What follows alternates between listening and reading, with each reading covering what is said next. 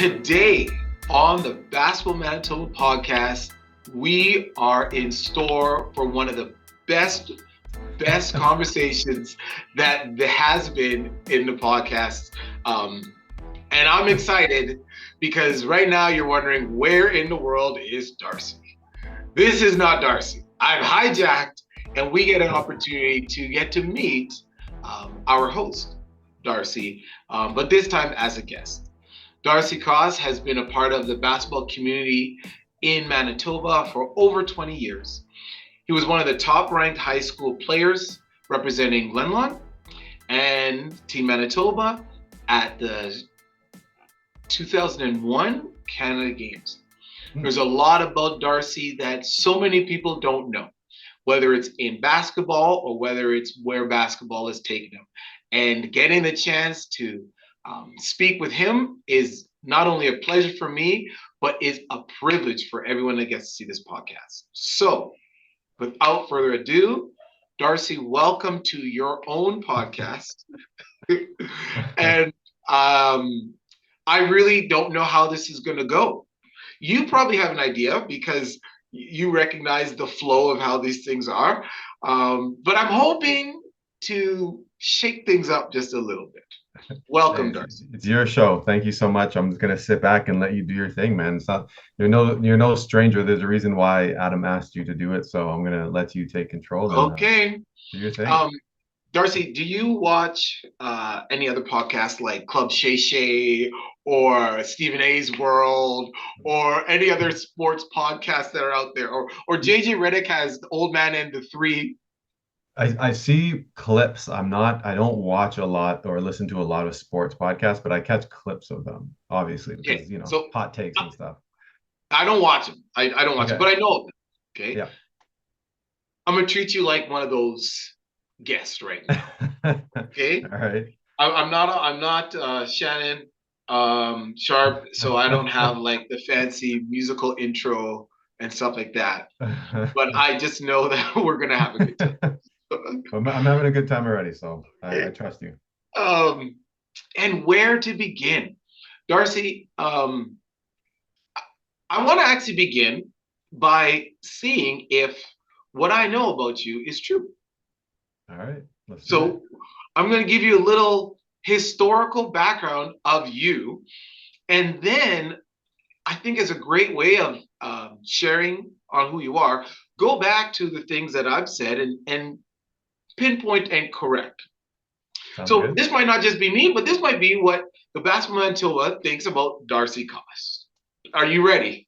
I'm ready. Okay. Hear it. Some things might seem. Let's hear it, Stephen. Let's hear it, man. Don't hold back. I want it all.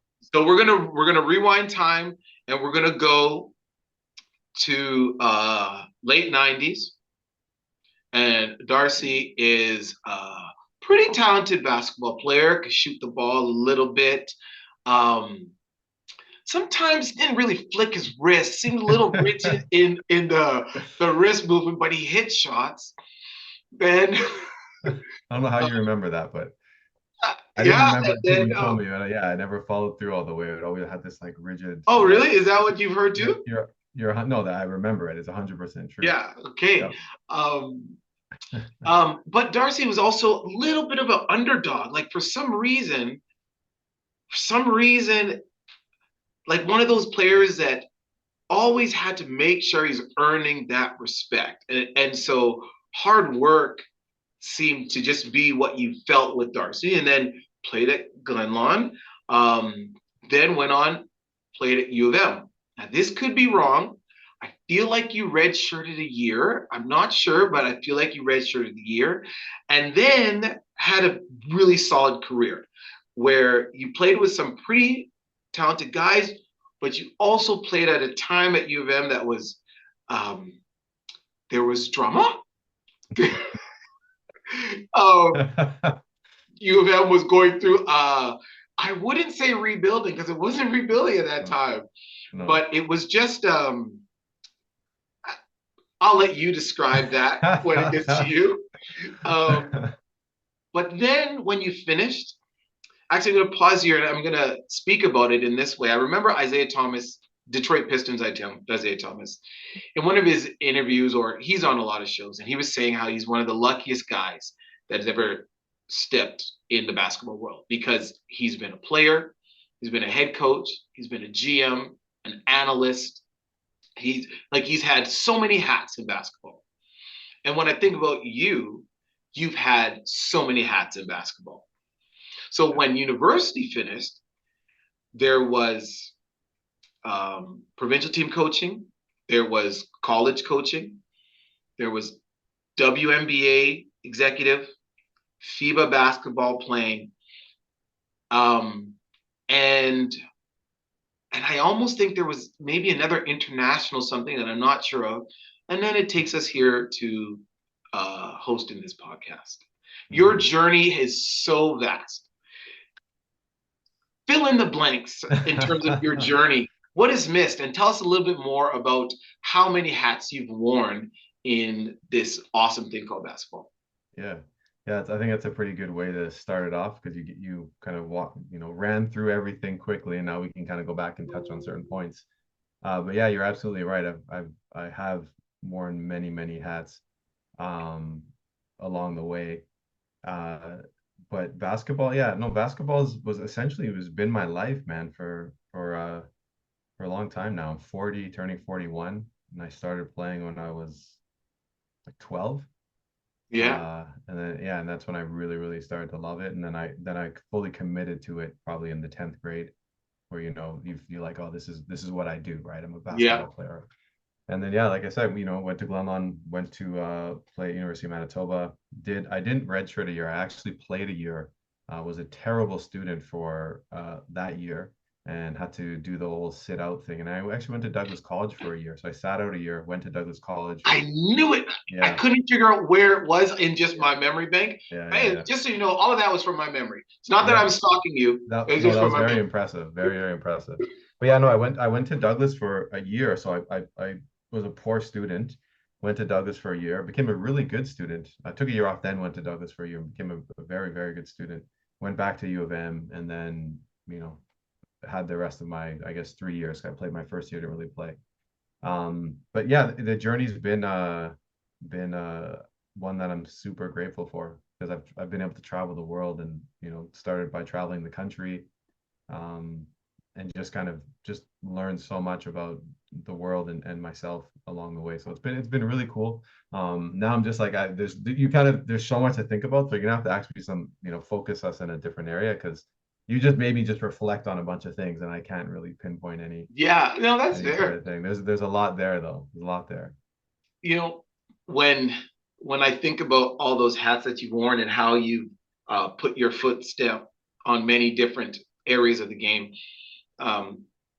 I start to wonder. I was like, I wonder which area of the game, if he had a chance to kind of go back and do again, he would be like, I want to do that again for sure. A lot of people would automatically think it's playing, like, oh yeah, I go playing, but not all the times. We're enriched in different ways. Yeah. So in all of those different hats, is there one that you would like? I would like to rewind time, go to the Back to the Future with Marty McFly. Is there anyone that stands out? So the question is, do I get to keep my perspectives I have now, or just relive them as I do? No, you get to keep everything you have now. Well, I mean, that's easy. It's obviously the playing one, right? Because it took me a while to, like you said, you work hard for a kid at that age, but you don't really know what working hard is. And that probably took me until like I said, I wasn't a good student. So when I became a good student, I actually also became a good basketball player, because I understood what working hard was. Right. And so I think I would go back to that and back into high school. And you mentioned that actually in the intro there. It's like, I think at the time, and I've been pretty, like, I've kind of said this before to people, like, I didn't really think very highly of myself. I remember one time, so I got held back a year because my birthday is December 31st. So my mom's like, we'll just hold you back a year. You'll be the oldest instead of the youngest. Yeah.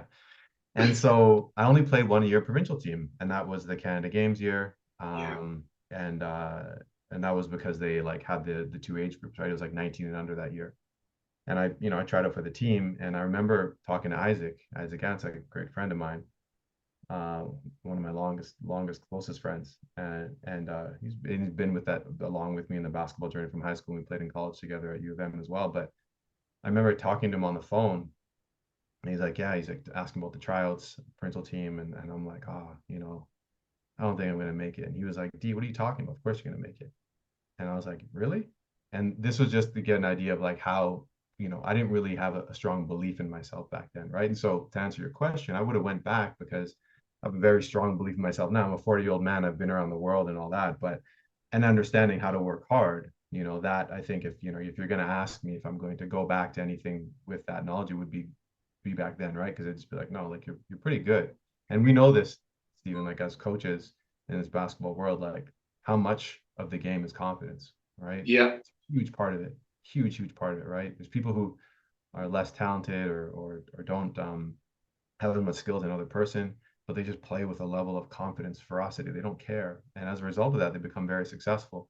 And I was more of the player that like had talent but didn't believe in myself, right? So I was always like, I never like broke through when, especially in high school. I think in college I kind of like found it, but in high school I definitely didn't have that. And so that would be the time I would actually go back to high school, and I would probably work a little harder and have more confidence, because all that said, I was still a top 10 player, made the provincial team, and still had a good high school career. But if we're talking about reliving things, that's what it would have been. It's so interesting hearing you share that, because again, from an outside person, at that point, I was just getting into coaching, and just had that naive love for coaching. The way you describe yourself is so like authentic. Like that literally came through when I think about how I saw you. And now I realize, yeah, like, you really worked hard, and yeah, you might not have been on a lot of provincial teams, and your birth date, like that would have played a role. And as you're sharing, I'm like, everything he's saying right now, there is no, like, you're not cutting any corners. Like, you're telling raw truth. Because when I think about you as that 15, 16, 17-year-old, that's exactly what I'm seeing. So I just want all the people listening, if he's going to speak like this at the beginning, everything else you're going to get is raw truth here. Hey, that's the only way I speak now, man. It's just honesty, openness. So.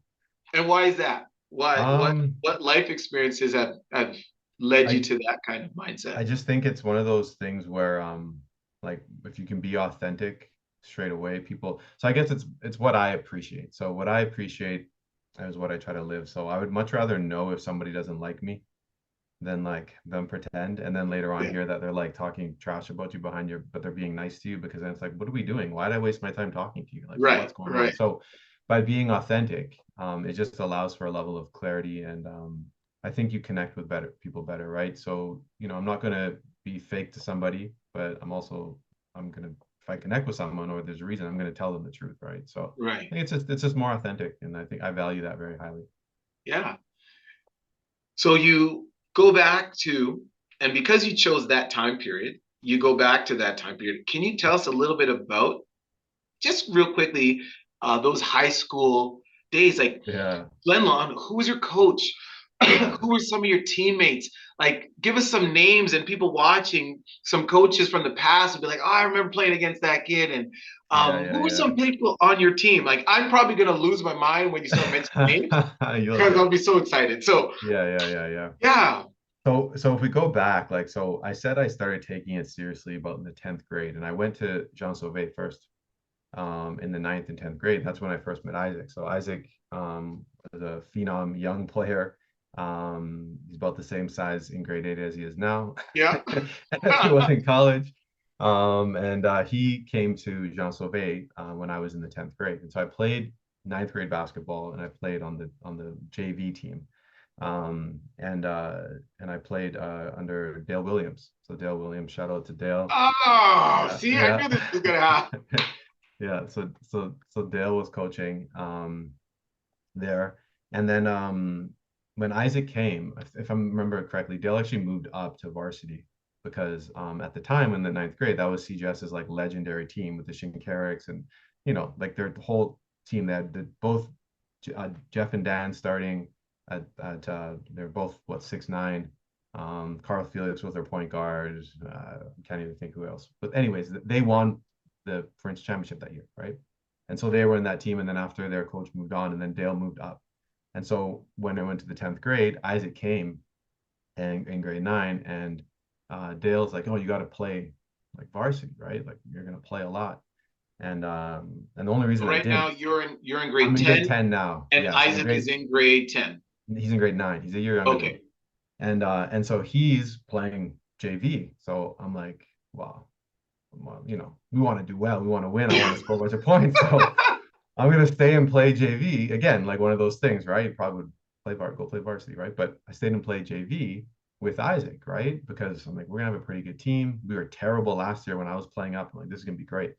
So that was the start of kind of taking it somewhat seriously. I don't know if I've actually credited Isaac this directly, but just because we've just been friends, right? Sometimes you forget to credit your friends for Yeah. this, but I think he took basketball very seriously. Both of his brothers, Mike and Dave, were very involved, and his dad, and so when I started getting around them, I like started to take it more seriously, right? Because they were just so involved, and we had a good year. We lost to Maples, I think in the provincial, I want to say quarters.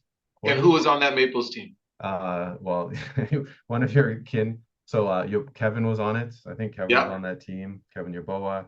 I want Oh, to Josh say, Clements. yeah, Josh Clements was on that team.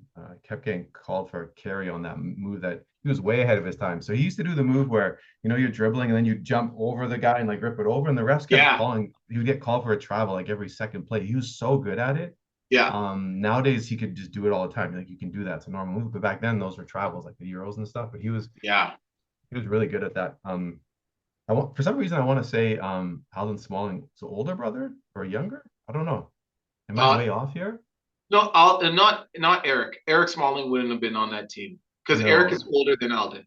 Yes, you're right. You're right. Yeah. In any case, yeah. So, but yeah, we played that Maples team, lost and all that. But getting back to the Isaac story, Isaac, CJS didn't really have a good program anymore. And Isaac was so serious about basketball. So he's like, I'm going to transfer. I'm going to transfer. And he's like, well, so where are you going? He's like, I'm gonna go to Glenlawn. He's like, you should come with me, right? Like they have a program there. They actually have a real program, right? They open the gym. Mike and Dave both went there. So I guess Isaac just was in French school, so he went to Jean Sauvé, where his older brothers, Mike and Dave, were actually playing when I was in grade 9, and even in grade 10. Yeah, I remember watching their games, and so they had just graduated, and then Isaac's like, I'm gonna go there, right? Because they actually have a program. Gym's open, nice gym.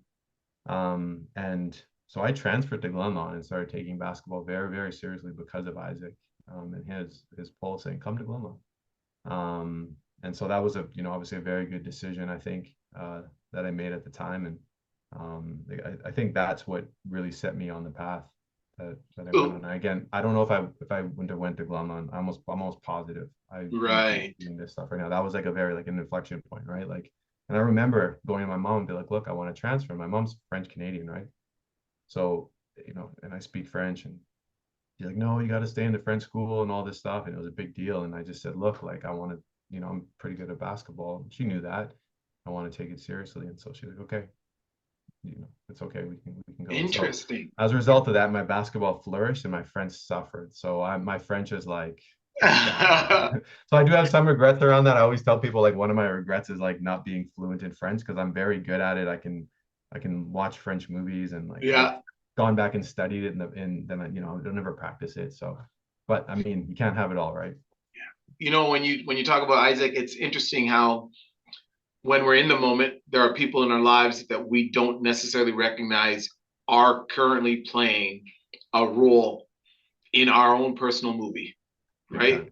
Big time. And so as you share and as you kind of look at yourself, you see that individual playing that role. Yeah. Mm-hmm. Yeah. Because he's like one of my closest friends. I just never thought about that. Like that never just made, like I remember it, but I never thought about that specific thing. Like if he didn't go to that school and he just went straight to Glenlawn, like I probably would have just stayed at CJS. So, And so you go to Glenlawn. You're in now grade 11. yeah, He's in 11. grade 10. Yeah. And you played 2 more years. Who's your coach at that time? So our coach was Manoj Narang, and shout out to him, man. That gym was open all the time. So it was like, we used to go in the morning, like before the season. This is, he'd come and open the gym 7 a.m. every single day. The moments the school started. Like thankfully Glenlawn was cool about it. They didn't make us wait until volleyball season was over. Come open the gym. We'd work on skills, work on our bodies, work on our athleticism. It was super super good. And that was in grade 11 and grade 12. And that same year, obviously Isaac played varsity. And we had a good year. I got injured that year though. And I think that was the year that I was thinking maybe we played against Eric, because that would make sense. Yeah, that would make sense. Yeah. Yeah, because I remember he was Okay. playing. So yeah, so I mean, Glenlawn, it was a great move because, like I said, it was a program, right? Glenlawn's gym was nice back then. It was one of the newer gyms in the city at the time, and they had the extra shaft court there, and it was just a really nice place to kind of learn and commit to it, right? Like I said, I hadn't been taking it super seriously, and then now it's like, get on the bus every day. Gym's open on Sunday, and so Manoj was Narang was super big for that. And then So you felt like you were now part of something that matched the love, and it's not that CGS didn't have it, but this really started to match what you were really going for. Yeah, exactly. Did you ever? Exactly. Sorry, go ahead. No, I was just saying, yeah, absolutely, right. Like I wasn't disappointed when I got there. I was like, oh, I was like, oh, this is what we're doing. Okay, let's go. Right. Yeah. Okay, and so then you get to your grade 12 year. How do you do your final curtain call in grade 12? Oh man, what does that look like? Every time I see Kevin, Mark McGregor, Alden, these bums. Oh, at University of Manitoba. Yeah, so we make it to the Final Four. I think we lost by like 7. This is pre-shot clock era, by the way. But I mean, none of us are burning out the clock. But we lose in a tough game in the Final Four. Hey, is this sorry to cut you off? Is this Matt Rusick? And so on my team, essentially the starting lineup was me, Isaac. You just mentioned 2 of them, Danush, sharpshooter, Matt Rusick, and then Matt Purdy was like our other starter. Yeah. And then we had I'll mention them. They'll never listen to this. I don't even know if they play ball anymore, but Jason Hurst, Josh Logan, Catan Taylor was like a younger guy on the team. A guy by the name of Quinn Gilchrist was a volleyball player. His older brother was a good volleyball player and a good basketball player as well. I'm trying to think I think that's kind of like the rotation is. We didn't have a deep rotation. I don't know if I'm missing anybody, but yes, that was the team. That was the team. And yeah, we played Kelvin in the Final Four and lost. And so that was like the curtain call. But the season was an awesome season, right? Like that was, like I mentioned, the grade 11 year I was injured, had like some really bad knee issues, like my tendon swelled up and wasn't able to play or push, like just wasn't able to really compete. And then the last year I was healthy the whole year, and it was a nice oh, that's awesome year, except for the ending. I mean, you lose, right.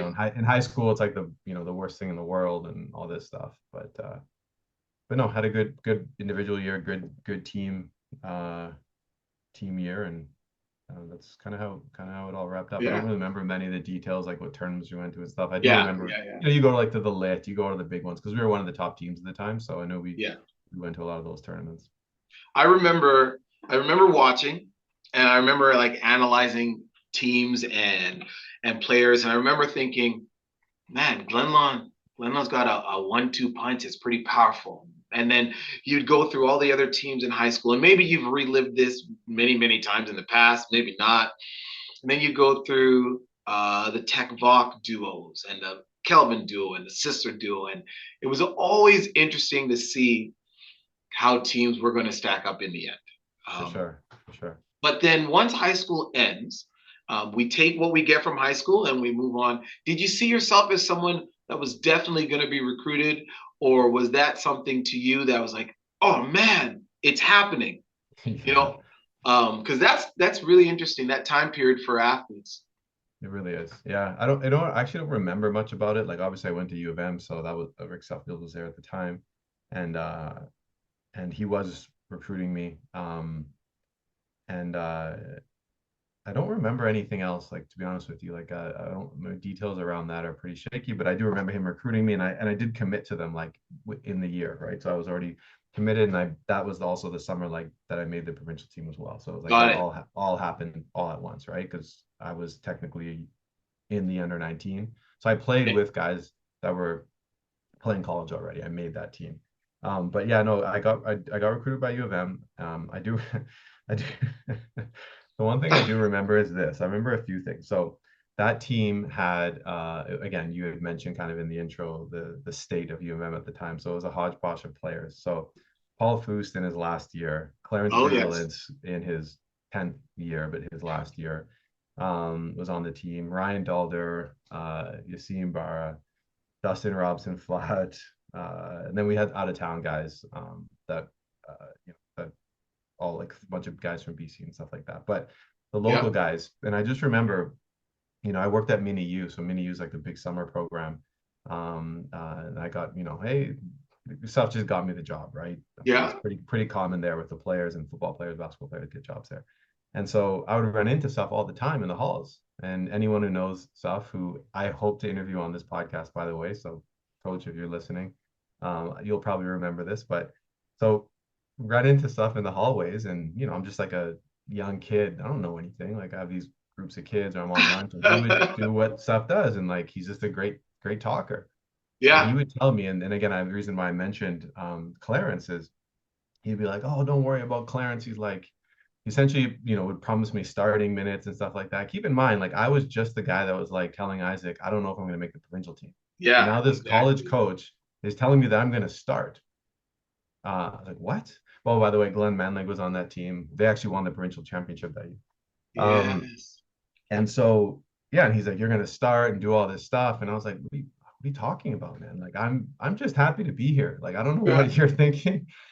And yeah, so I remember him just like pumping me up like crazy, right? And just, come to find out later on, that's just kind of what his MO was, right? He just always like pump Hmm. up the young guys. And like, meanwhile, I was just like, anyone who knows, Ryan Dalder, for example, like, say Yeah. what you want about his love for the game, he was phenomenally talented, right? And like, he Yeah. was like the guy with the ball in his hands. Clarence is still a full adult who was good when he was good. He just had injuries, right? Like Paul Yeah. Foust, like who am I? What are you talking about, man? Like, I'm not starting. I don't know what you're thinking, right? But Yeah. anyways, I do remember that, and I do remember that kind of like that summer was just crazy because it was like provincial team, mini U, me and the coach. We'd have runs at U of M. Obviously coming off the provincial loss, all that was kind of happening at once, and so it was very much a whirlwind. I'm registered at university now, something that I never really thought I was gonna wasn't in the Okay. plan, really. I never really had thoughts about doing. I would have never went to college had it not been for basketball.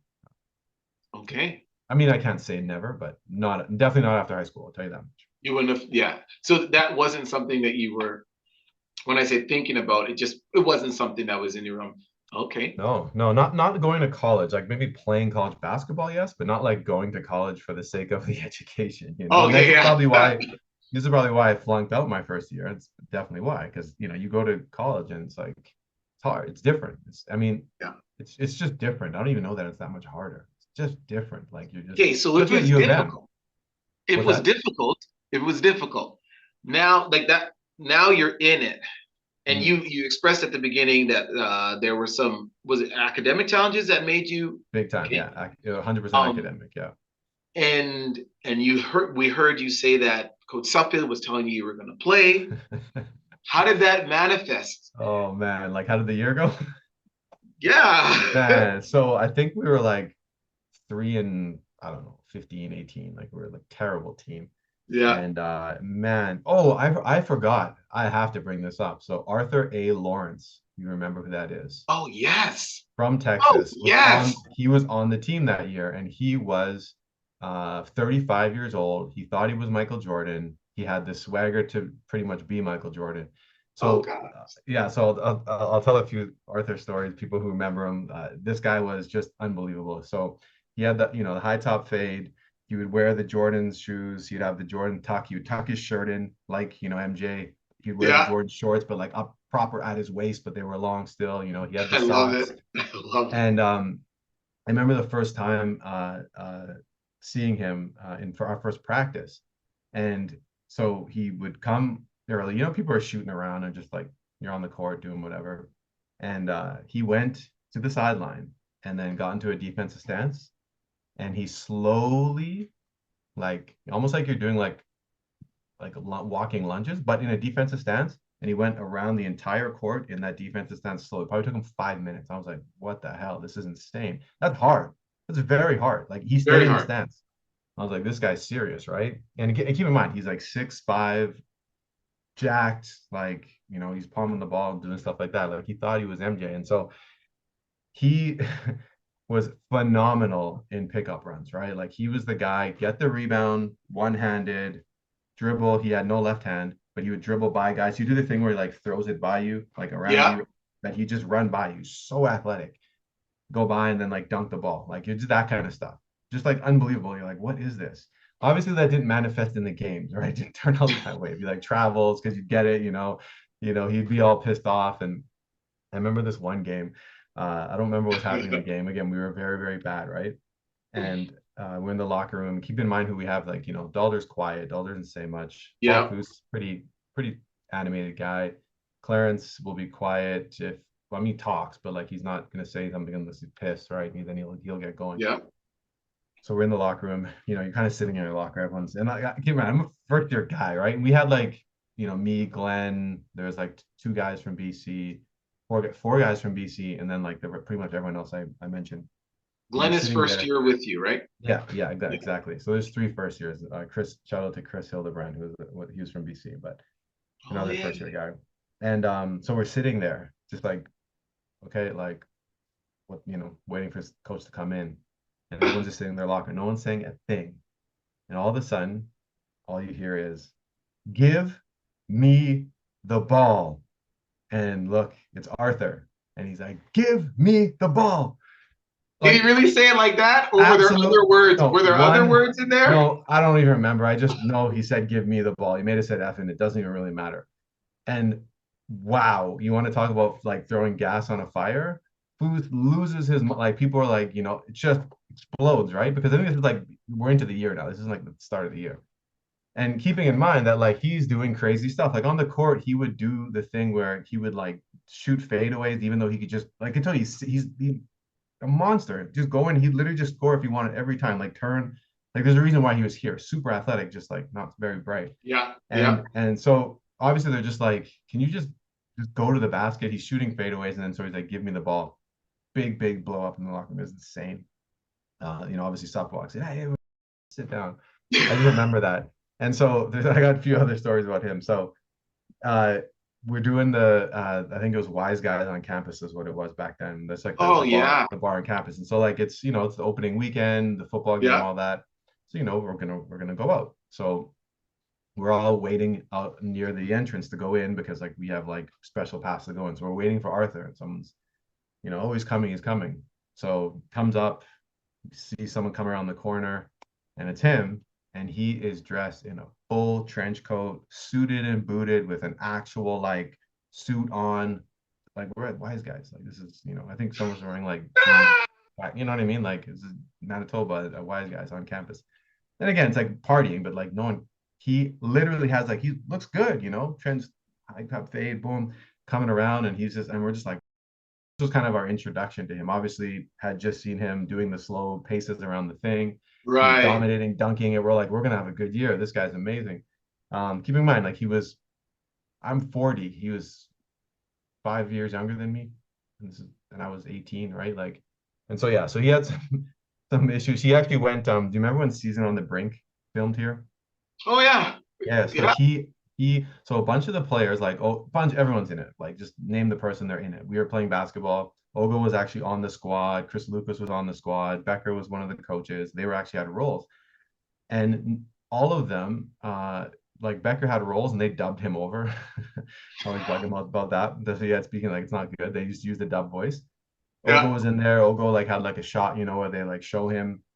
But Arthur was the only guy who actually got an acting role in it because it was that year. And he was the guy in the wheelchair. So I don't know the story about Indiana, but one of the guys, if you know the movie or the story where one of the guys gets paralyzed or something, and then he comes back and visits. So Arthur Yeah. plays that guy, and he has full speaking roles, and he absolutely killed it. It's unbelievable. Like, you can go watch it. Season on the Brink, and it's Arthur. I've been trying to find this Arthur guy for a while now online, so I want to Yeah. hit him up. Anyways, suffice it to say, my first year was a disaster. I flunked out. We went, 2 and whatever we went. I remember one game, Suf, he's like, do you remember Nick Quick? Oh, yes. Okay, so Nick Quick and Brandon was loaded, right? Yes. And for Brandon some was the reason, train. Suf's like, you're a defensive stopper. Go guard Nick Quick and pick him up full court.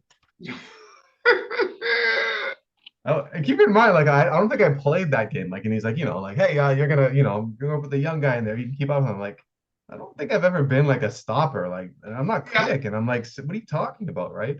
And I remember just being like blown away with the speed of the game at that moment. I was just like, this is unbelievable because he's quick. Nick Quick was his name, right? Like, just unbelievable first step. And he blew by me a bunch of times. I'm trying to like play catch up. He's just toying with me, right? Yeah. Yeah, those are the main things that I remember from that first year. You Uh, know, like there are experiences that really tell us, wait, I might be an athlete, but I'm not that kind of no, athlete. no, not at all, Yeah. not at all. But Okay, yeah, that so was my that's first your year, man. That was yeah, first that was year. your first Yeah, year. yeah, yeah, Now, then we get to your last year. And yeah, I jumped to your last year because there was like a lot of things that happened in between there, I think, with players coming and then maybe staying, and by your last year some key guys had graduated. I think Isaac had come back yeah, yeah. has My come last back so last 2 years, yeah, we played together. yeah, and so now you have your running mate back. And I remember thinking about the U of M team again, almost like I had seen you play before, and saying, okay, Darcy's that guy that he's under the radar. If you don't respect him, he's gonna hurt you. But he's that guy that really has to work hard. It's his last year. I was so intrigued as to how the team was gonna do. Hmm, But hmm. am I right that you also had a lot of young guys that year? So Or was in our last year, we had like a blended team, but like so my either my last 2 years or my last year, I'm not sure. Like, so that was Eric Garcia's first year. that was Uh, Eric Garcia's first year? yeah, yeah, yeah. So I played with Eric. I think it was maybe even 2 years, but for sure, his last year was we played together. So now your last year, who was your coach your last year? It was tough. So It was Seth still was Seth. good. Yeah, Okay. still tough. Yeah. So I had Seth the whole time. Um, that's not true. So oddly enough, so weird things. So in Right. my third There year, was so I go to Becker, wasn't it? Douglas. Yeah, yeah. So I flunk out of school, take off a year, go to Douglas. Actually hung out around U of M and like learned how to work with. Shout out to John Lundgren, who was also he was in the gym. He wasn't on the team. He was just in the gym, and he actually went to go play at Trinity Western. But we became good friends from that, and then he ended up helping coach later on. But he kind of showed me how to work, like really work on my game. So we put a lot of work in. But I went to Douglas, became a good student. Stuff brought me back, and in my third year, this was again, you talked about the turmoil. Oddly enough, my high school coach, Manoj Naring, stuff goes on sabbatical, and then he coaches that year. So Isaac wasn't here. Isaac was gone. But now I had my high school coach come back Yeah. and coach me in my third year after being off. So that was again, it was very messy because of like the coming and going, whatever. But that was a super unique experience because like he was, very much a mentor to me in high school. And so to have him back, that was really, really cool. Again, the team was chaotic, of course, just because of the nature of coach leaving in the middle of the season and stuff like that, or beginning of the season, but very, very cool. And then, yes, fast forward to the last 2 years, Isaac comes back, Suffield comes back. Um, and then we get like kind of like a, shout out to a good friend of mine, Brian Crow, who came out from BC. We get some of those guys. Myron Dean was on the team, Eric Garcia. I'm trying to think who was even in that on that squad. Graham Mitchell, who played, Sean Landry. So Sean is from out of town. Clarence Smith was from out of town, out in Alberta, both of them. So we had a team about half Manitobans and then like half out of town guys. And yeah, so I think I'm trying to think. Joel Pankowicz, Chris Pereira, shout out Chris Pereira, who's at Garden City Yeah. now. Yeah. Pereira's on that team. But yeah, anyway, so the last 2 years were pretty much the same team. Like we kept the same team together.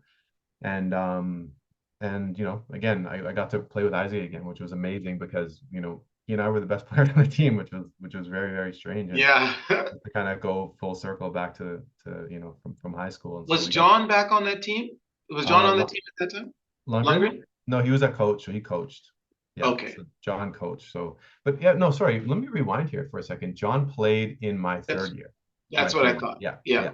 yeah. So John came back and played in my third year, and that's actually when Brian and Grant came, and then Isaac came back, and then yeah, we kind of built from there. So we had a little mini rebuilding. There was some stability there, a little bit, you know. But the last 2 years, we were one of those teams, and like we were the classic, really good team that couldn't close out games. You know, I Yeah. remember we were in Regina, and it's the last two games of the first half of the season. I think we won two games. We're like 2-5 or something, right? And I remember, I forget who was there, one of the players or the coach, and they said, "You guys are literally the best 2-5 team in the country," because I think that first half of the year, it was like we played Vic, UBC, and it was like I remember Cyril Indom hit a buzzer beater on us to win, and Vic was one of the best teams. We almost had them, right? It was like we had a few. I think we had two buzzer beaters hit on us in the first half of that year, right? And then we played every game, team tough. So we were really, really good. Like we had a solid team. It was just a little disorganized and just really we just were lacking some structure.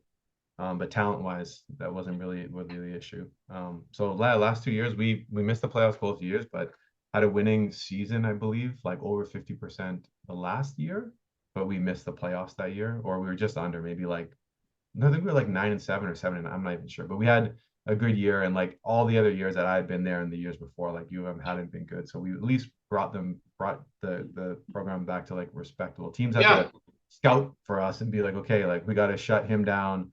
You know, I remember my second year, because I had a really good fourth year, really, really good fourth year. I think I was, you know, almost 18 points a game, shooting close to 40% from outside. Which I know, sorry, my third year I shot 43% from outside. It was like a record for the team. And then, you know, it gets a little lower because you're shooting more. I was like 38 the next year because you're shooting more, and now they know. And then by the fifth year, it was literally, I had a scouting report on me. It was like, okay, you're going to force him to his right because he used to shoot off my left. And like I was bottled up, right? So it dropped down to 15 and my shooting percentage went down as well. But but again, that's more of a testament to like, hey, like you got better, like good job. Now you're going to get more of attention. And I was in the scouting report because the players from the other team were like, yeah, like we're, you know, as you say that, I was coaching at U of W at that time. Yes. And so, yes, you were in the scouting report, and it was interesting because now, from a coaching standpoint, watching all of these players now move to this point, and that scout was quite clear on how we were going to guard Darcy. Like that was clear. It wasn't difficult because we knew exactly how we had to try to guard her. You know how players are, right? You're like, make sure when he comes off a screen, do this and that. Yeah. But yeah, those battles with UW. Yes. Maybe real briefly, because you would have played against them a decent amount.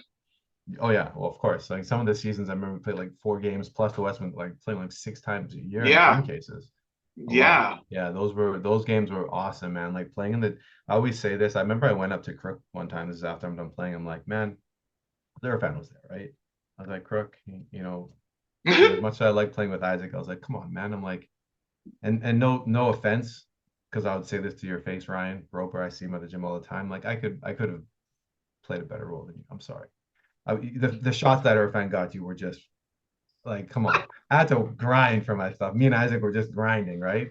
And I remember telling Crook, I was like, Crook, I'm like, you know, I was just in the gym. I think I was shooting. I don't know what I was doing, but whatever, maybe a tournament or something. This is way after I was done playing. I was like, man, why didn't you ever recruit me? I was right there, you know? And he was like, oh, you know, thought about it, blah, blah, blah. And I was like, man, I would have loved to play with Irfan. But again, I got to play with Isaac, sorry, you know, but but yeah, some of those battles were awesome because I say all that just to say that playing in like, you know, the Duckworth Center those games were awesome, right? Because people would come out to the games there. And the Yeah. U of M UW games that were just great, like packed, like it was both sides. Similar to what we see this last year, where it's like at U of Yeah. M packed, like it was like that back then. And yeah, it was some of those. I remember like playing there, you felt like, wow, this is big time, Yeah. and just the way that the court's laid out, and there's people are right there, like the seats are low, but like yeah, Yeah. you just felt it. And I had my best game in that gym. It wasn't against you. I had some decent games against UW, but was against Acadia. And oddly enough, so it was my highest scoring game. I don't remember if it was 34, 39. I think it was closer to 39 because I had some We'll go other, with 39 today. yeah. And I think, yeah, 9 threes. And yeah, we won. We beat Acadia in the Westman Classic. And Acadia went to the final that year, the national final. We lost Okay. it. We beat them, right? And for us, we're like, okay, we're gonna have a great second half of the year. This was in my last year, right? And so we did have a decent second half of the year. We had some good wins, but we missed the playoffs. But that was a big moment for me where I was like, oh, I'm pretty damn good, man. Like I just dropped 39 these guys, But the thing is that it's odd, and this is like when there's no scouting report, they're like, I don't know, like, and I was just pulling, like I'm just like I Yeah. think that, and this is, I want to say back in the day, but like nowadays, what I'm about to tell you wouldn't seem that crazy. I think I was like 9 for 22 or something from three, which is not even that bad of a percentage, but like I took 22 threes. Right. Back Right. then, yeah, you don't really do that. Now, I always said this because I remember talking to AJ Bassett years later, who like broke a bunch of records, 3-point shooting records for the team. I'm like, and he was telling me, he's like, oh, like if you played, like I get to shoot as many threes as I want. Like Kermit just Yep. says, you shoot them. If you're open, shoot it every time, right? And I already had that mentality, but like again, I'm watching AJ. I'm like, man, if I could have Yeah. The looked at freedom. some of his stuff, yeah, just again, because AJ's a great shooter, right? So, Yeah. yeah, you coached AJ. AJ. So, but anyways, I don't even know what I was talking about. Oh yeah, so yeah, playing against UW in the Duckworth Center, those rivalries were just awesome because again, like Winnipeg is such a small community when it comes to basketball, but there's a lot of us, but we're like small and tight, like and Yeah. so I remember telling Adam when the Sea Bears were coming, and I kind of knew before everyone, I'm like, it's gonna be good, we're gonna be big Yeah. time, it's gonna be big, and That's so I've true. gone around the country, and people are like giving me a pat on the back, like I've done something, but they just know I'm from Winnipeg. Like, man, best franchise our first year, we're the best franchise. Most attendees were like, it's unbelievable. And I'm not surprised by it. I knew that was going to happen. Yeah. And that just kind of speaks to like the basketball community, right? Like we're not a super big city. People really care when they're into it. And I felt that when I was playing against U of M, especially at the Duckworth Center, because everyone would come because it's right in the middle of the city. Well, at UW, shout out to Bill Wedlake. He used to have your real home team, UW, your Yes. real home team, Oh right? man. And we didn't have that basketball team, and Yeah. that plug was really good. Yeah. Yeah. But you mentioned something that I think the audience might be interested to hear. You talked about Isaac, and you talked about playing against Irfan. You talked about getting buzzer being hit on by Cyril, which means you mentioned a bunch of really talented players from Winnipeg, from Manitoba, throughout the youth sports. Yep. If you were to think about your time playing, if all of the players from Manitoba had stayed and let's say all went to U of M, who would that starting lineup be? You mean like during my era? You mean your era? So you can't have guys that played before you or after you. Yeah. So the Manitoba guys, yeah. So like if they're playing, that's tough because like obviously our fans like he's the point guard. Like you're giving him the ball without question. It's not even up for debate. I'm trying to think like because like you guys had Dan Shinkarik, who was as far as a big man, like Yeah. no, I can't think of anyone else from Manitoba that during my era that was better than him. And we didn't really have a bunch of big guys at that time. We had some good high school hopefuls, but they just never turned out like Dobriansky. Oh no, he was in my last year, I think. But maybe I'm thinking, he's old, he's younger, much younger than me. He's younger. Yeah. I was thinking of somebody else. But who's the guy who went to Garden Valley? Ian Milne. Ian Milne. Yeah. So he would have been someone, but he had like heart issues and he went out to Yes. play in the States. But anyways, yeah. So I don't know. Like we had a lot of guards. This is tough, man. Like I mean, I almost just want to say, like realistically, outside of Cyril. I'm trying to think if there was anyone at Brandon at the time. So I'll maybe help you out Yeah, with help me out a little bit here. I'm trying to like, so Irfan, yes, Isaac, yes, yourself. yes, Cyril would have played on his kind of nearing the end. yep. That also means Chris Dick was in the mix. Yes, Chris Dick was at UBC and he came back and gave us a smack as well. I think Okay. I think he hit a game winner on us. I don't think Jared Ogabimi Jackson would have been playing by the no. No, because I never played against him. You never played It was like against the him. year after I finished. Okay. Adam yeah. Hartman at Brandon. Yeah, well, of course, Adam's a beast, man. We battled with him, yeah, big time. Chad Jacobson was on that team as well. Chad, you say Chad Jacobson? Jacobson, yeah. Yeah. And okay, so we've named a few. Yeah. You're gonna have to give us your starting five, sir. Well, okay, so if we're playing today, I'm gonna go with today's basketball, not back when I was playing. So, just because it's just like you'll see why in a second. So you guys actually use them as a four. So we would play super small. So I'd play Hartman at the center, right? And he played center, but Brandon had bodies, so they would throw athletes, but Hartman, because he can just operate. And again, I'm gonna tell you right now, we'd be all offense. Because I'd play Hartman and I would play, shout out to Matty Opalco. I'd play him at the four like you guys did. Because he was very, very efficient there. Very, very efficient. Even though he was banged up, but can shoot the ball, play make. So both of our front court guys are prime passers, right? Big time. Like you can run offense through them, run them off stuff. And then after that, Irfan and Isaac would probably be in the backcourt together. We would have to get Irfan off the ball a little bit because he was just such a good shooter, even though he's probably the best playmaker. But when you have all those other guys, now you can have Irfan doing back cuts and stuff like that. So it frees him up a whole bunch because he had way too much responsibility on the other team, right? And so now he can push in transition, he can run stuff through the high post, set him up for backdoors. He's so slippery and fast, right? Like he's so much stuff. And then that allows Isaac to handle the ball a little bit as well, more so just as a scorer. So I would just initiate him as look like, when Irfan goes out, you're going to let Isaac score, ball screen and stuff like that. And then I don't know, like after that, I want to slide myself in there because I could just stand and shoot, and I'll do that in the open. I'll just keep shooting. But it's funny because I was thinking about other guys who, after I was done playing, started having like good careers, as like Peter Lamaro. He obviously played and guarded me when he was young, and then like he kept playing. I'm just trying to think of other guys. I'd have to throw myself in there if I'm putting Apolco, bumping him up. Because the only other option would be between me and Apolco, play Apolco at the three, but Apolco was banged up, so he couldn't really play that three. He was kind of like a four. Yeah, put myself in there. I guess I have to. I mean, I'm sorry if someone's listening to this and there's a huge omission. I apologize. I really do apologize, but you might get some messages. Sorry, Roper. I'm really trying to think if there's other people. Like, I mean, I would say like being on the team, like guys who would make the team, like Myron would make the team. Myron, shout out to Myron Dean, who. What about Reynolds? Would you put Reynolds on the team? He wasn't playing when I was.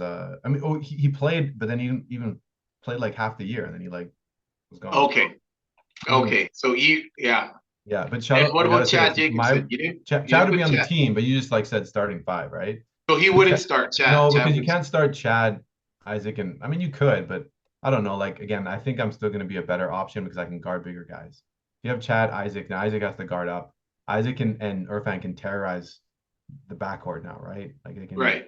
And if you just let them loose and they don't have as much offensive responsibility, they could do that. Like you can run some stuff. Whereas Chad wasn't a good defender. Like he just wasn't. And we knew that. We would actually exploit him. But what I was going to say, shout out to Myron Dean, again, probably someone who's not listening to this, but at one point, I don't know if he still is, but he was literally the all-time shot blocking leader in Canada West or U Sport history, because the man 1 year, and again, they don't count blocks very well. Like, stats are tricky, but literally, and we know this, and the stats, got it. He would literally have some games 5-6 blocks. Now he had tons of foul trouble, but he literally averaged like 3 blocks a game 1 year. It's like 2 blocks a game. So that was his one. He had 2 skills: dunking and blocking And shots. blocking shots. Yeah. Anyways, enough about you then. Okay, was Suk? No, Suk was not playing when you were playing. No, Suk was done. He was done. Then obviously Olga wasn't playing, Dalder wasn't Yeah. playing. I played my third year with Dalder. Yeah, I can't really, again, I'm not thinking, it's tough because you think about people who may have played like 1 year and then you're like, oh, I don't know. Like you mentioned, Right. oh, sorry, what am I talking about? Sorry, scratch that. I'm out. Chris Dick's in. Yeah, Chris Dick's in. Chris Dick was a Canvas all conference player that year. So Chris Dick would be in. And then I would come off the bench and we'd have like me and Cyril and the rest of us. But yeah. Okay. And then if you're talking about all time, like obviously if you finished his career, like Eric Garcia would be on that team. Like obviously in his first year he wasn't very good, but by the time he was finished, man, he could play. So. Okay, so I'm going to cause a little fight here. So you would put Isaac in that spot over Cyril. Yeah, I mean, but probably just because he's like my boy. So yes, I would. Cyril's was a really good player. I just think that They were know, very like, similar. I mean, they were very similar for sure. I mean, again, Isaac, the 2 years that he played, even though I think he was the only player to get voted Can West All-Star on the team that didn't make the playoffs 2 years in a row. Yeah. He was really good. Right? So you shared a lot about your playing, yes. but like all of us in our lives, the playing is such a small amount in terms of our whole lives as a person involved in basketball. And why did you continue? Like you coached at CMU for a little bit. I'm not sure how many years, but I know that I coached there for like 6 years. Yeah, but I do know that there are a lot of players that really have a lot of respect for you as a coach, as a mentor, and as someone who made an impact in their basketball experience. Mm-hmm. But before that, how did you get to the point where you're like, I do want to take on that? Yeah. That's an interesting one. So I'll tell this in a quick version. So after I graduated, I got into education, right? Like the post education program at U of M. And I did a year there and I was like, this is going to be great. So I had coached a little bit in my last couple of years, I think some junior buys and stuff. And, worked at Mini U throughout the years. And so I'm like, oh, I'm going to be a teacher. It's great because I'm going to get to like coach and continue with basketball. Right. I mean, I think the amount of teachers that I know, you included, that are basketball people is huge. And like, it's a good road. I love being around kids, working with people. I've done tons of camps by that point. Like this is great. I'll enjoy this. And so I did 1 year of education. I hated it. I absolutely hated it, and I dropped out. That's one thing I've found out about myself. That was probably the first time that I really took this step, and I haven't stopped since. Because if I'm not passionate about something, I don't complete it. So the amount of people said, "Just finish it; it'll be good for your future." I was like, "I'm not doing that. I'm just not." And at the time, I questioned whether or not it was a good idea. Now I know that it was, and it's kind of, again, like talking about being genuine. I talked about the start. I sat there and I just felt sick. I'm like, I can't do this. I can't be that one of those teachers that gets through it and gets hired, and I don't want to be here. And I know there's people like that in their jobs all the time, but I have a choice, so I'm not going to choose to do this. Yeah. And I come to find out that teaching, in the classroom and other things, it's not like coaching basketball. It's not like Mini U, where like most people want to be there. They're excited, right? School, it's like, sometimes 64, depending on the class, right? I was like, this is not what I want. This. And so you get your passionate people, and I knew I could make change, right? I knew I liked working with people. So what did I do? I had a job at U of M at the time, at the front desk there, at their athletic center. And I was like, okay, what am I going to do? So I just started coaching basketball. Essentially led to me, I don't remember how it started, but I started my own program. And so that started, no, sorry, let me rewind. I started coaching with John Lundgren, yes. So I coached at Gordon Bell with John. John was at Gordon Bell. And then when he went to Oak Park, I went with him. And then we coached provincial team together. And that kind of started off me being like, oh, maybe I want to keep doing this. And then I got the call. Someone's like, are you interested in coaching at CMU? And so I started there. And then from there, I started coaching club. And I started my own club, Winnipeg Elites, and we had a bunch of teams for a while. I did that. And then I got coached at CMU for 6 years. And so that's how it kind of took place. It was like from me not going into education and being like, well, what am I going to do now? It kind of led me to go down the basketball route. And all that time, I remember I put on like 3-on-3 tournaments, ran like just the little events like that. And the WNBA job got posted. Actually, at the time, let me rewind, it was actually a program coordinator job. And Yeah. so I applied for that and I got that job. And Lee Wedlake and Lee Herding, now I guess is her new name, but she was the executive director. And then she got pregnant again. She's stepping away. I applied for that job. I got that job. So then I was the executive director. I was running a club team, and I was a club program, and I was coaching basketball at CMU. So yeah, it was that all happened in like a in that 6-year span. So I think it was like I did high school, dropped out next year. I coached with John, dropped out the next year. Then John went to Oak Park. I went with him there. We coached provincial team that year, like going in before he went to Oak Park, I believe. And then he coached with me at CMU for a year. He helped me. I was like, I need your help, you know. And then I was kind of left on my own after that, and I did that for 5 years. And during that time, got the job at WNBA, became the executive director, started up a club program, and ran 3-on-3 tournaments during that time as well, to fundraise for our program. And had some really, really great times at CMU. Got to travel. We went out west. Shout out to Russell Wilms, who was the executive director, the athletic director at the time, and he was like, yeah, I want this to be a good program. So like we were going out to trips of playing the college teams out in BC and Alberta. Every year we'd cycle. One year we go to BC, one we go to Alberta. So it was a really good experience. Got to coach some really good high school kids and some people that I'm still connected with to this day. So we still play basketball as well, which is kind of cool. what I hear, and this is not to try to flatter you, but it's what I hear, is the word visionary comes in, and I think, and I'll explain why I'm saying that. And like I said, it's not to flatter you, but this is, like I said at the beginning, I listened to you, and that's what I heard, and this is what I hear now. Your journey kind of, and maybe this is just the type of person you are. I'd like for you to speak to this actually. So it might not be like strict basketball, but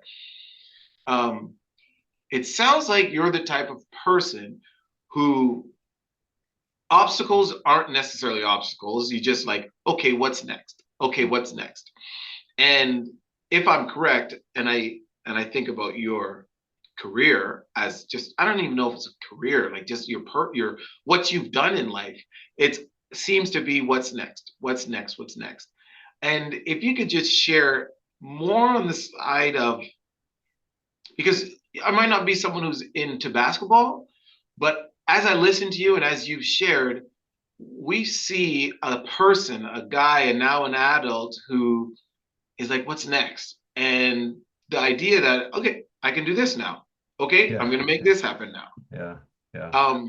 Where does that come from, and how is that part of who you are? If I'm right in my kind of assessment there. Yeah, you are. I'll just add something. Like one thing that I was thinking about. You asked me, how did I get into what I was doing? I started with the conversation about, I thought I wanted to coach or be a high school teacher.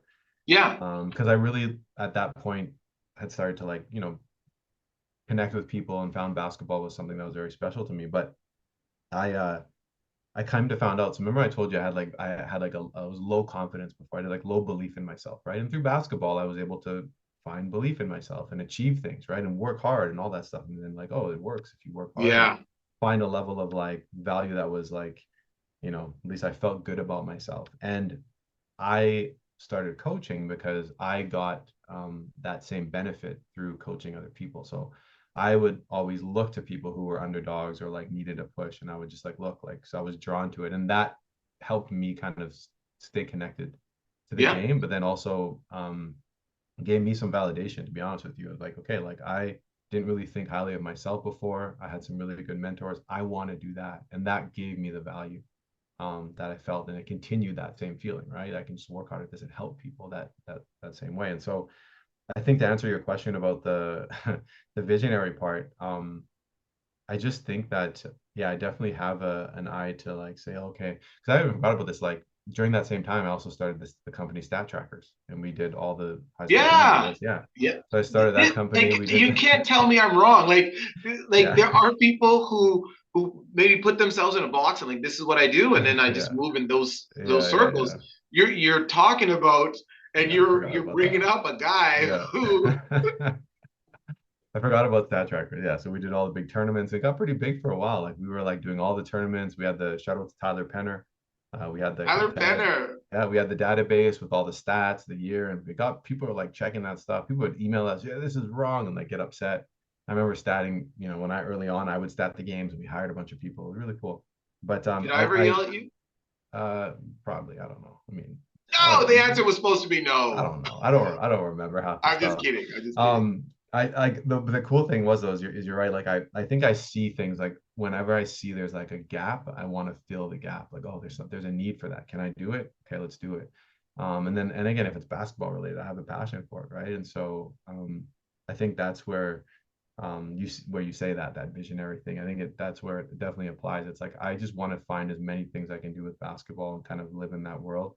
Because it's crazy. Like then you're coaching, you're doing stat trackers, whatever you're doing, it's like I'm working WNBA, I'm answering emails from parents, but it's basketball, right? It's basketball. And like, later on, um, I went on to like work for FIBA. Like I got to work for FIBA and like travel the world and like work at events all over the world. And like that, I was working, it was my job. I'm watching basketball events. It was crazy, right?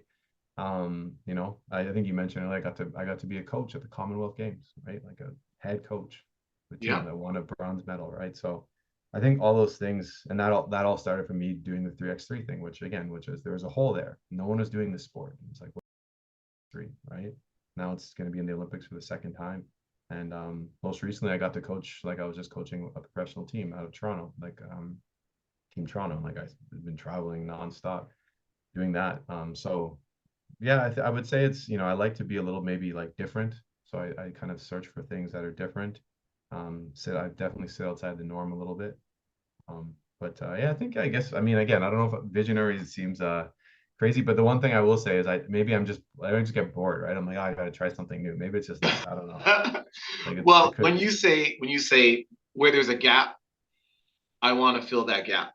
yeah. And that might mean in the community of basketball or maybe in some kind of realm, and that's ironically that probably what led you to the podcast. There's Yeah. a gap, like Yes. like it or not, there's Yeah. definitely a pattern, and Yep. your presence as a member of the Manitoba basketball community has allowed for so many different things that were exclusive really to you. You Mm. know, you talk about Stat Tracker, you talk about elites, talk about this podcast, even CMU. Like CMU had always been there, but and shout out to Kurt Workington, who was, I think, Mm-hmm. was he after or before you?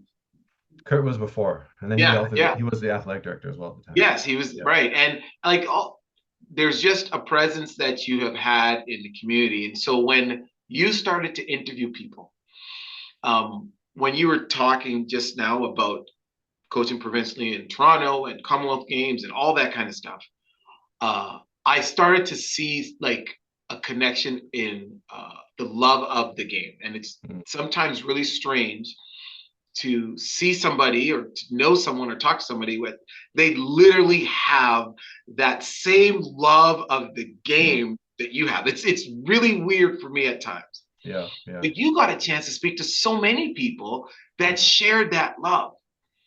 Yeah. What, like, can you share maybe a couple lessons or things from some of the people that you interviewed? Yeah. I definitely got some good ones. Things that have stuck. Uh, I think like I'll tell an interesting one. So I got to interview the legend himself. A lot of legends like Wedlake, Colleen, a whole bunch, but specifically this legend, Jerry Hemmings. And I should have said it out loud because I was like, you're gonna say Jerry Hemmings. You're yeah. good.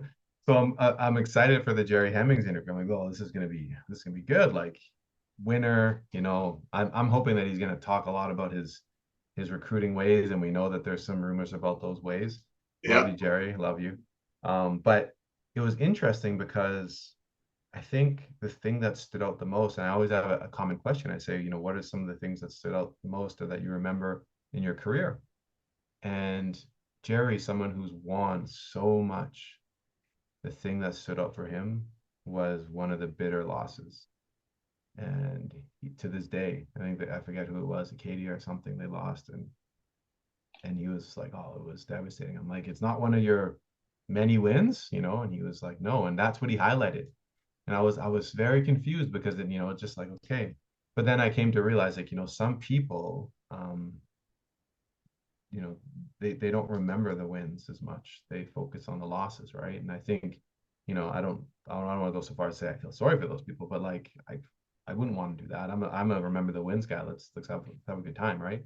And then but the one thing that I think I heard this, I think I remember Kirby said it, and a lot of people have said this, but it stands out, Kirby's conversation. It's just like, coaching basketball and literally everything in this world is a people thing, right? And if you confuse that or you forget it, right, you've already failed.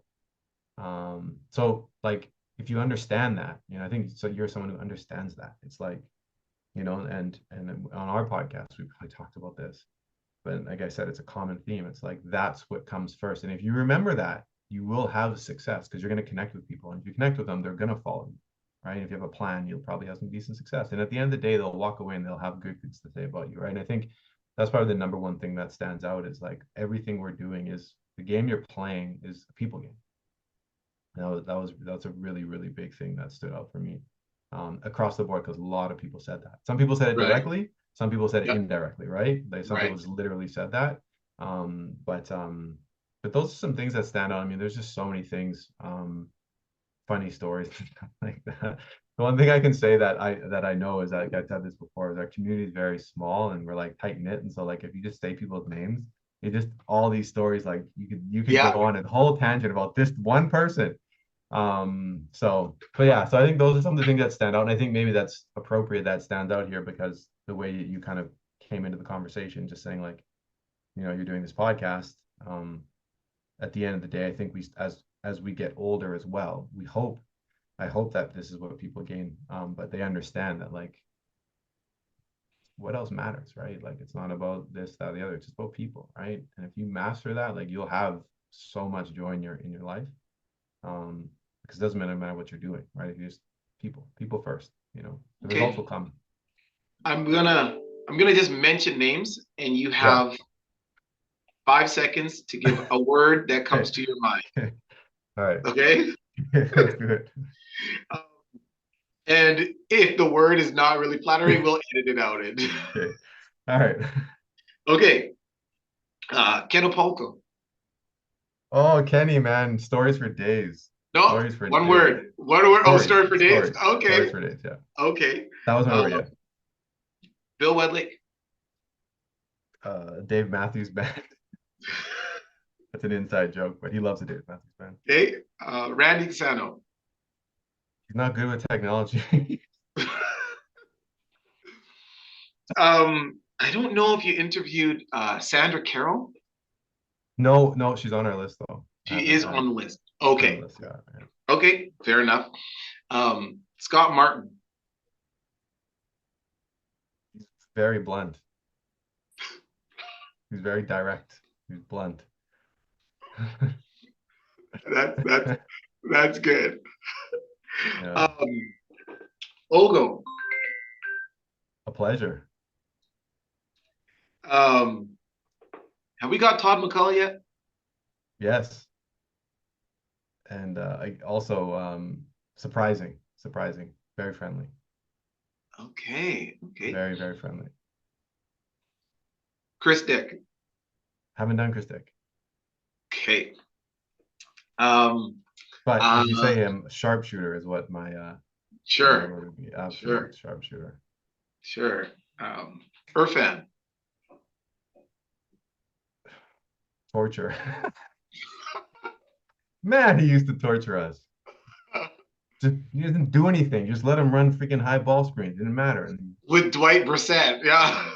They just go run a high every time. It didn't matter. Like we're gonna ice him. It didn't matter. Just do whatever he wanted. Yeah. Yeah. That is funny. But yeah, his interview, yeah, like I mean, it was torture. Yeah, in my interview with him, I just reminisced how he tortured me like the entire time, literally. Ogabimi Jackson. Man, hard worker. Wow, hard worker. Okay. I almost want to say like, yeah, I don't even want to say overachiever because he hasn't. He's just, man, he's a hard worker. Okay. And is there any other person that came to mind that you interviewed that you have a word that you're like, this person made me think this? Colleen Dufresne. So for her, just inspirational. And she played. That's just because when I was in my first year, she was the athletic director there, and she was just door open. Like I was really able to connect with her. So then I You got know to what? That makes me think of a few other names. What about Marge Kelly? do we interview March Kelly? We did. No, did we? Yeah, I'm. I feel Yes, like we did. we did. Terrible memory. She didn't tell me anything. So I have a terrible memory. I have a terrible memory. That's all she kept saying. I was like, all right. That's funny. I'm That's trying to funny. think anyone else that yeah, because you mentioned the Paul. He was a great interview. Ogo again, great time. Um, yeah, I can't. I mean, there's so many Is there people. someone that you wish that you have a chance to speak to? Like in some ways, and I know I've said this how it's important that our community um, kind of archive these things, but you are one of those pivotal people to archive it. What story is not told, or what story needs to be told more of, and therefore, what individual might help Oh, with that? that's easy. He was on the. He helped us set up this podcast. Adam Wedlake, because like realistically speaking, I've worked all over this country. I lived in BC for a while and got to connect with Basketball BC and the people out. I worked for a club, one of the biggest clubs out there. Again, I've been all over, worked with Canada basketball, and without a question, we don't understand how spoiled we are. Basketball Manitoba does. You're wearing their shirt right now. We're on their podcast. I'll give you just a small example of I was working for this club called VK Basketball, and they put on an event called B-Ball Nationals, big event in Langley, and we were doing some setup. My job was like I was one of the events guys. I was the head of the events, head of the event, and I'm like, oh, like what do you guys use out here in BC if you're score keep or your score sheets? And they're like telling me, oh, you can find them. Like, can we just get them on Basketball BC? And they're like, what are you talking about? Like what? But we're so used to it. Anything we want, we just search, and Adam's uploaded it online, right? Like everything. Like you want a score sheet, it's there. Like just you want a how-to list. Like if you Google 3x3 how-to, like Basketball Manitoba is one of the ones in the list somehow. So anyways, like Adam Wedlake, this guy's been around for so long. He's done all those things, the super coaches clinic. He's a big time mentor of mine. Um, he's like he will take a meeting with anybody and listen to any crazy idea. I had an office next to him for years, and I would listen. Sometimes I would come run in after, what was that about? And the stuff that he uh, listens to, ideas, and just the support more than anything that he's given the community. Like those basketball license plates that you see everyone have, those are his. Like that's it's all him. Like he set them up, he did all that. Like it's obviously MPI, but like he did that, right? Yeah, And so, again, like there's other people that have been involved and shout out to them, but like he's been there for so long. And so he would be the guy because he just probably has so many stories. And you want to talk about touch points. I mean, yeah, he is the touch point. Like he knows right, everybody, right, everybody. When the Sea Bears were coming, he was one of the first people that, right? Like right. he was probably the first person. He was because they went to him and said, "Hey, like what's going on?" Right?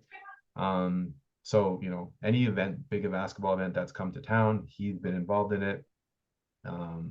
Yeah. So again, I've nothing but respect for him, and he's, I'm happy you were there, and I'm happy you asked that question because he's agreed on the 100th episode that he will be the guest. He's All reluctant right. because he doesn't like the limelight, and he's just a servant to the game. I know he doesn't want to be on here, but Adam, episode 100, you will be Okay. on here, and we will get that conversation. So Well, shout out to Adam. people might want him before 100. They might want him They before might. 100. Hey, Right. let's send emails if you're listening. I want send an email to Adam, Yes. Adam at Basketball Manitoba, and tell him, hey, we want to hear you before 100. But it's Adam without question because there's a whole bunch of people on our list. But I still love, people I'd love to hear their story, but You're absolutely right about that. Tim. And it's like he's a very humble person that makes such a powerful impact, but is 100% fine not knowing the impact that he's made. Yeah, on many, many, many lives. But he's he definitely, and that would be interesting. So that's one that I will watch. I'll watch for sure. Be intrigued to hear the questions that are asked to him. I know. Yeah. I know. He's helping to come up with some good ones. So Darcy, I don't know what I've always heard you say this at the end of an interview. Oh, this is the longest interview that we've had and whatnot. How I don't know if you're looking at a time. How long do you think you've been? We're I think in 2 minutes. Well, if we started on time, we'll be at an hour and 25 minutes. Yeah. Now I don't know how long is long. Is that right? We started at 3:40 or 2:45. It's almost 4:10 right now. Yeah. And I still have some questions I want to ask. So what we can let's go. This is my podcast. Let's keep it rolling, man. Come on now. Basketball has been a vehicle for you. It has taken you places. So kids can't envision that. Kids just want the ball, the hoop, put it in the hoop. They want to go play D1 and play this and that. But basketball has been a vehicle for you. This is going to be a big statement. Inspire somebody in the sense that, what can you share about how people can look at basketball as a vehicle to take you places? Yeah, it's a good question. I think I can only use myself as my coaching experience and my playing experience, but I'll kind of walk you through it from my perspective. Like, as I mentioned, as a player, whether it had been in high school or in college, I got to travel around Canada, right? I remember one time, I'm in Vancouver playing UBC, and I'm with Glenn, and we're in our first year. And I remember, it's late in the year, like November, it's freezing here in Manitoba, but we're in BC, and it was like 50, happened to be 15 degrees that day. And I'm like, oh, this is so beautiful. I'm actually from out there as well, and I had played out there, right? So I knew, and I was like, man, I remember turning to him and being like, man, this is really cool. Like, oh, we're just traveling. I said, all we got to do is play basketball and, do good in school, which I didn't. Take care of your school. And this is an amazing life. Like, look where we are, right? It's beautiful. You can see the mountains and stuff. Like, this is amazing, right? And again, like, I have traveled. I was from there, but the fact of the matter is, like, I'm in a university year. Why am I out in BC playing basketball? What am I doing? Like, why is this even happening, right? And so, I think I remember just having those moments, and I think the insight I'll pass on to any person who's listening, not just young people, is you really got to lock in and be grateful for the moments you have. Far too often it takes something being taken away. And again, I think that's normal human behavior, right? It's the human condition. We get something gets lost and then we take it for granted. But you don't have to take something for granted if you just enjoy it while it's there, right? Like, oh man, this is really cool. And I think that's the thing. Like, when it's so nowadays when players go down, if you're going to some big AAU tournament, like, this is really cool. This is really special what you're doing right now. And I think that's probably the biggest insight. It doesn't really matter what it is you're doing. It's like, enjoy that thing in the moment. One thing that stands out, you asked me earlier about things that people said. So I interviewed one of my good friends. I was in his wedding party. He got married last year, Graham Bodner. And Graham is like a local, legend. Plays senior men's, plays in everything, right? He's there. Legend. In so many stuff. And I interviewed him, and he explained to me, he said, look, he's like, I've been living a dream, essentially. He's like, I've been taking this as serious as people in the NBA take it. He's 1 year he played 126 games. He played on 4 teams. He trains. He has his own gym. He trains every single day, right? And he's like, for me, this is pros, right? This is professional. That's how I approach it. And so that's my experience. He doesn't take it for granted. Like, he's all in, right? And say it might be crazy. I remember playing with him, but like, we lose a game. I'm like, I don't care. Like, we lost. I'm not happy, but he's not sleeping the next couple of nights. And I'm like, that's pretty crazy, man. But he's like, I care about this. And that's fine. Like, that's the way he deals with it, right? So I just think making sure you understand what you're doing is special, even if it's not, you want to play Division 1, you're playing U Sport, doesn't matter. You want to play at this school, it is whatever you make of it. It's simple as that, right? Because when it comes to quality of life and happiness in life, you have to have that perspective, right? If you don't, then you'll always be like searching for something that's just out of your grasp. And when you get it, you'll never be happy, right? And so I think Thank you for sharing that. That's kind of the I think maybe what I've learned over time. Maybe I had it back then. I said that to Glenn when I was 18, but I really understand that concept now. And having traveled all over, like every time that there's the amount of times I've been, I remember we were at the World Cup, so the 3x3 World Cup, because I work for FIBA, and it was in Manila, and they put the 3x3 court, just a half court, inside a Manila arena. They put it in the corner, and I just remember being there, like, and it's Filipino fans, they're insane, right? Like it's packed, they're going crazy. And I remember stopping for a second and like, I'm working right now. This is insane. This is a job. Why I'm in the Philippines doing it? I'm working. This is crazy, right? But having those moments just allows for everything to be so much sweeter. So just stop, enjoy for a second what you're doing, and appreciate it, right? It's instead of just like looking for the next fix, so to speak. So I know I kind of went on a little bit of a tangent there, but yeah. No, that's exactly what connects, because it sounds like it doesn't really matter where you are, what you're doing, but having the mindset that allows you to appreciate it, allows, whether it's basketball or whatever, to help you feel fulfilled. Yeah, 100%. Okay, I hate saying this phrase. Our time is up. I don't want to say that phrase, and I can tell that there is so much more. But our time is up. This is so bad that our time is up. It's so bad that our time is up. This has been great. This has been great. I paused like that because if we have to edit, I needed there to be a little pause there, because we have to have our time up because I have to go pick my child up. Yeah, I figured. It's all good. I'm like, we've been cooking for a minute here. We've been going for a minute. We could keep talking, and I'm like, is this part one? Yeah, is that actually what it is, part one? And maybe that's actually warranted. But I'm like, the child's gonna be standing there at the bus stop, probably should be a father. Like, where's dad? Yeah, don't worry. Because I have so many, like, I want to know why storytelling is important to you. Like, I want to know, I just want to know so many other things. Like, this aspect of storytelling is when kids go to school, they go to school and they go to university, and people are like, oh, what are you going to be? Oh, this doesn't make any money. This doesn't make any money. You got to try and be this. You can't be in the Faculty of Arts. What is that? What is English?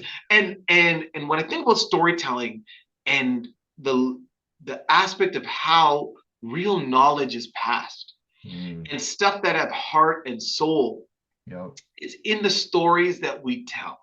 100%. It's in those times, and hearing you tell stories and the stories that you've heard. Like, I have so much, and I know that we can't do a part 2 and all that stuff as much as I want to, but I gotta go pick up a kid. It's all good, man. It's all good. So I had no idea that we would go an hour and 40 some odd minutes. I had no idea. Hey, you're the host, man. Like, so this is your show. I'm just cooking. Like I said, I told him, I'm not gonna do anything. Like, whatever Stephen cuts it off at 30 minutes. Well, hey, that's what we're doing, right? I have to apologize because there's so much more that we can hear from you, just like every one of your other guests. Yeah, it's always like that. Yeah, always. So, I'm always like looking at the clock, like we're going too long all the time. So and truthfully, I'm trying to read your vibe. You still got more to say, but we want to thank you for making yourself vulnerable and sharing with us about you. Honestly, if anyone watching has heard something, Darcy's the type of guy that would love to talk and share some more stories. So feel free to reach out to him. But I really hope you enjoyed reminiscing, sharing, educating, and inspiring, because that's what I got from hearing you speak. I appreciate it, Stephen. I'm actually surprised that you were able to get some stories out of me, because I always tell myself, I'm like, I got a terrible memory, and all of a sudden all these things to start rushing back. So it worked out, because I was worried. I'm like, I don't know if I'm going to remember it. Like, what am I going to say? Like, so I remember a lot. So no, I appreciate you taking the time and doing this, and coming on the show again, but this time as the host. So for sure. Take care wherever you find your travels, wherever you are in the world. Take care and keep. I said a visionary. I have this feeling that there's so much more coming your way. So thank you very much. All right. You take care. Take care.